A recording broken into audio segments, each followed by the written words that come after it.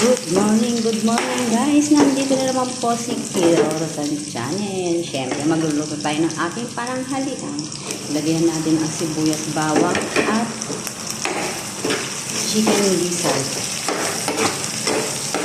Pinakuloan ko na po guys ang aking chicken gizzard para mabilis na siya maluto.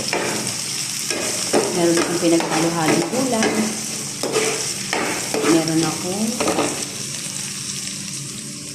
carrots with okra. Meron din akong saluyot.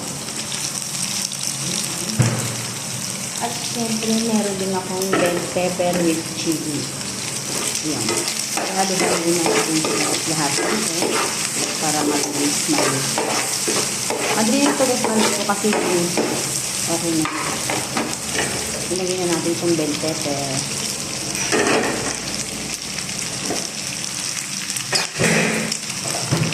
Ilagay na rin natin itong kersi okra. Ito po ay naluto ko ang luto yan. Basta pinagsama-sama ko eh. Wala ko iba makitang ulam na iba. Ayoko naman po na lagi manok. Hindi na magreklamo sa aking sigmura. May gusto ko sanang lutuin. Kaso, hindi ko alam kung papasok ano ang mga lakot. Ihulin lang natin itong ating sarili kasi mabilis na yun.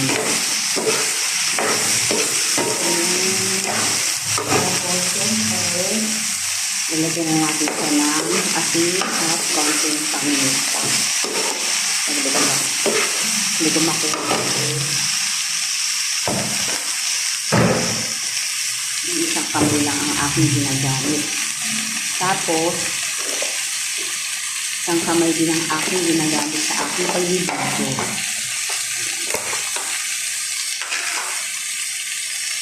Tayo lang guys ay mag-engage at babalikan ko po kayo sa inyong comment section. Halos konting tubig. Kulang. Hanggang mamayang gabi ko kulang sila.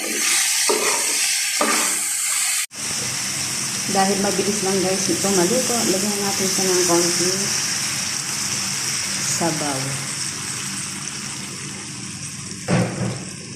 Lagyan na rin natin itong ating saluyot.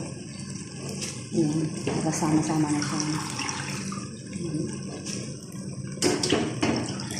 Nabili ko to sa Sajida is 1 dirham. Kumbaga sa Pilipinas, ang 1 dirham ay umaabot na rin siya ng 15 pesos.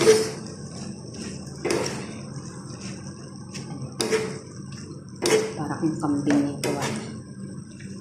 Ayan. Thank you for watching. Please follow for more. Bahala na kung anong lasa nito. Bye. See you on my next vlog.